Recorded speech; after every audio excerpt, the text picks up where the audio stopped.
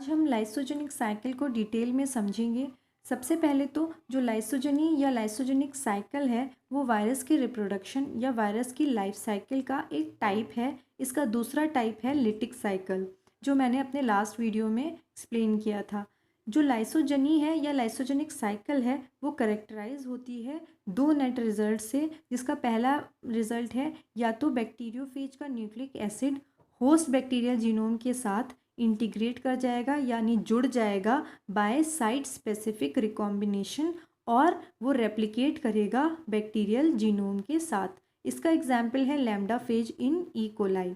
या फिर दूसरा रिजल्ट क्या हो सकता है, जो हमारा बैक्टीरियोफेज का न्यूक्लिक एसिड है वो एक सर्कुलर रेप्लिकॉन में कन्वर्ट हो जाए और बैक्टीरिया के साइटोप्लाज्म में प्रेजेंट रहे एज एक्स्ट्रा क्रोमोसोमल प्लाज्मिड और वहीं वो रेप्लिकेट करे।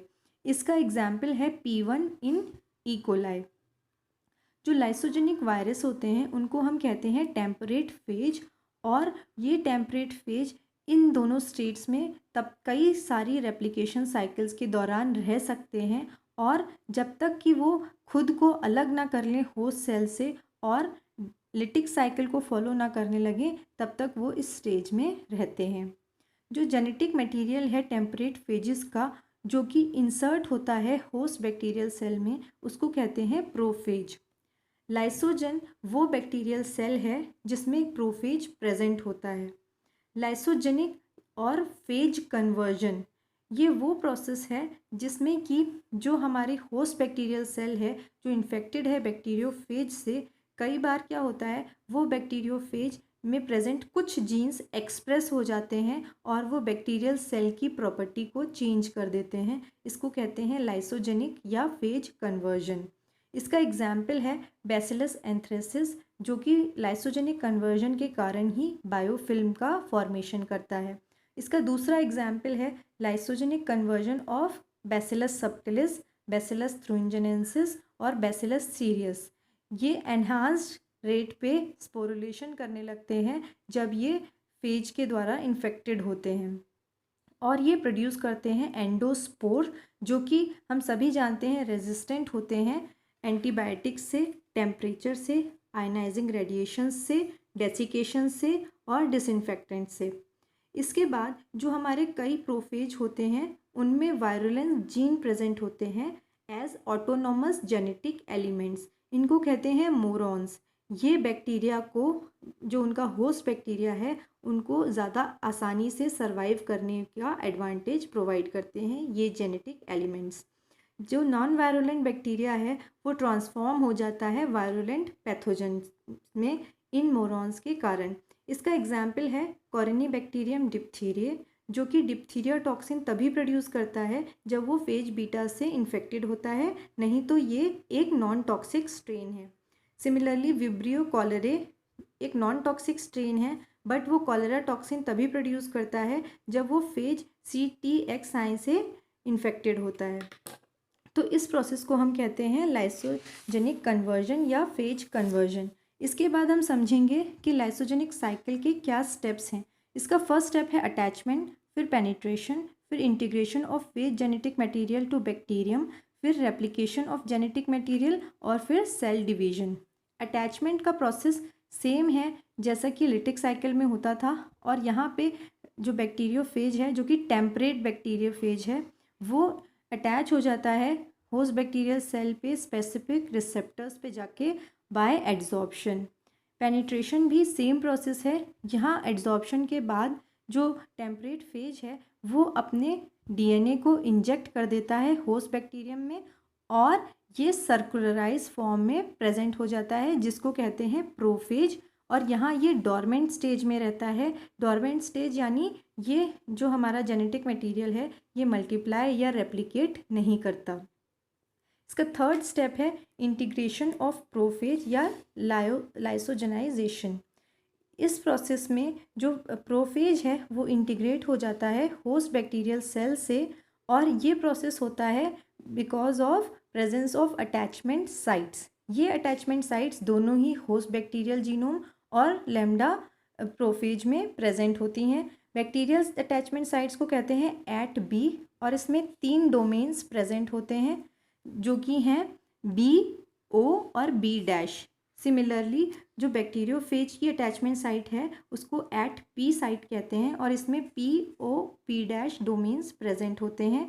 इन दोनों ही अटैचमेंट साइट्स में ओ डोमेन का जो सीक्वेंस है वो कॉमन है, इसको कोर सीक्वेंस कहा जाता है। इसको यहाँ पे भी हम समझ सकते हैं। ये एक्सप्लेनेशन मैंने स्पेशलाइज्ड ट्रांसडक्शन वाले वीडियो में भी समझाया है, आप इसको वहाँ से भी देख सकते हैं। आप आई बटन पे क्लिक करके वो वीडियो चेक कर सकते हैं। नेक्स्ट स्टेप है replication of genetic material.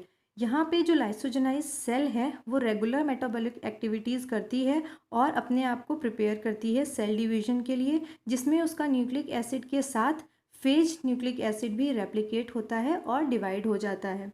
Cell division के बाद जो हमारी डॉटर सेल्स प्रेजेंट होती हैं उनमें भी वायरस जेनेटिक इन्फॉर्मेशन इनकॉर्पोरेटेड होती है और ये सेल्स नॉर्मल बिहेव करती हैं जब तक कि वायरस का जो डीएनए है वो ट्रिगर्ड या इंड्यूस नहीं हो जाता। तो ये थी हमारी लाइसोजेनिक साइकिल के स्टेप्स। अब हम समझेंगे कि लाइसोजेनी सेल में मेंटेन कैसी होती है। होस्ट बैक्टीरियल सेल में ये मेंटेन होती है because of presence of lambda repressor protein. ये प्रोटीन जो लैम्डा का प्रोफेज है, जो डीएनए है वही एनकोड करता है और इस प्रोटीन के कारण जो फेज का रेप्लिकेशन है और सिंथेसिस है फेज प्रोटीन की, ये ब्लॉक हो जाती है, जिसके की वजह से ये फेज जो है वो लिटिक साइकिल फॉलो नहीं करता। इसी लैम्डा रिप्रेसर की वजह से ये जो लाइसोजेंस हैं उनको इम्यूनिटी मिलती है। इम्यूनिटी क्या होती है, जो एक बार यदि टेम्परेट फेज से होस्ट बैक्टीरियल सेल इन्फेक्ट हो गई तो वो फिर दोबारा किसी फेज से इन्फेक्ट नहीं होगी। ये रेजिस्टेंस कैसे प्रोवाइड होती है, जो लैम्डा रिप्रेसर है वो सीआई जीन के द्वारा एनकोडेड होता है और ये जो लैम्डा रिप्रेसर प्रोटीन है ये इनहिबिट कर देता है transcription of lambda DNA by binding to PL और पीआर, यानी प्रमोटर लेफ्ट और प्रमोटर राइट। तो इसके कारण जब भी कोई दूसरा फेज किसी लाइसोजन को इन्फेक्ट करता है तो आरएनए पॉलीमरेज के बाइंड करने से पहले ही जो लैम्डा रिप्रेसर उसके साइटोप्लाज्म में प्रेजेंट होता है लाइसोजन के साइटोप्लाज्म में, वो जाके बाइंड कर जाता है प्रमोटर ऑपरेटर लेफ्ट और राइट से, जिसके के कारण आरएनए पॉलीमरेज बाइंड नहीं कर पाती और जो हमारा लाइसोजन है वो दूसरे फेज के इन्फेक्शन से बच जाता है। इसमें एक टर्म है इंडक्शन। इंडक्शन क्या है, इन कुछ कंडीशंस में जो प्रोफेज है वो अपने फेज प्रोटीन्स की सिंथेसिस को स्टार्ट कर देता है और बाद में इवेंचुअली सेल को बस्ट करके यानी सेल की लिसिस करके अपने फेजेस को न्यू फेजेस को रिलीज़ कर देता है। इस प्रोसेस को कहते हैं इंडक्शन। इंडक्शन का कारण क्या है, जो लैम्डा डीएनए है उसमें क्रो प्रोटीन सीआरओ प्रोटीन जो है वो एक्सप्रेस हो जाता है, जो कि सीआई जीन जो कि लैम्डा रिप्रेसर को कोड कर रहा था उसके ट्रांसक्रिप्शन को स्टॉप कर देता है। तो लैम्डा रिप्रेसर प्रेजेंट नहीं होता, जिसके के कारण जो फेज प्रोटीन है और जो फेज रेप्लिकेशन है वो जीन्स एक्टिवेट हो जाते हैं। जो इंडक्शन है दो प्रकार से मेनली डिफाइंड है। पहला है जाइगोटिक इंडक्शन और यूवी इंडक्शन। यूवी इंडक्शन में जो यूवी लाइट है वो जो हमारा होस्ट बैक्टीरियल सेल है जिसके साथ बैक्टीरियोफेज का डीएनए इंटीग्रेट हुआ है उसको डैमेज कर देता है, यानी होस्ट डीएनए को डैमेज कर देता है, जिसके के कारण जो प्रोफेज है वो इंड्यूस हो जाता है और फाइनली लिसिस कॉज करता है। दूसरा है जाइगोटिक इंडक्शन। कंजुगेशन के चैप्टर में हमने एचएफआर सेल्स के बारे में पढ़ा था। तो एचएफआर अगर लाइसोजन है और वो मेट करता है कंजुगेशन के द्वारा एफ नेगेटिव रेसिपिएंट से जो कि नॉन लाइसोजेनिक है, तो इसमें क्या होगा, एफ नेगेटिव में जब वो मेटिंग हो जाएगी तो एफ नेगेटिव में प्रोफेज का ट्रांसक्रिप्शन स्टार्ट हो जाएगा और वो प्रोफेज जो है वो कन्वर्ट हो जाएगा लिटिक साइकिल में, यानी प्रोफेज का इंडक्शन हो जाएगा। इस प्रोसेस को कहते हैं हम जाइगोटिक इंडक्शन।